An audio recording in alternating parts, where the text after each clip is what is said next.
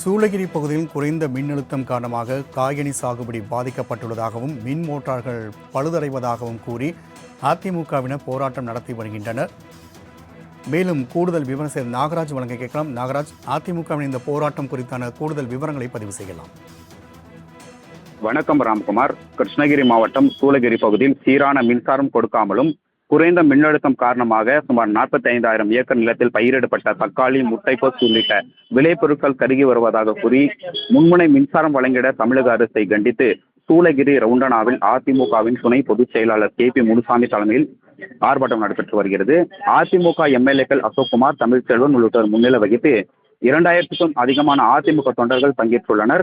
மேலும் குறைந்த மின்னழுத்தம் காரணமாகவும் சீரான மின்சாரம் கிடைக்காத காரணத்தினாலும் விவசாயிகள் பாதிக்கப்படுவதை கண்டித்து அதிமுக கழக துணை பொதுச் செயலாளர் மற்றும் வேப்பனப்பள்ளி சட்டமன்ற உறுப்பினருமான KP முனுசாமி தற்போது கண்டன ஆர்ப்பாட்டத்தில் ஈடுபட்டு வருகிறார்.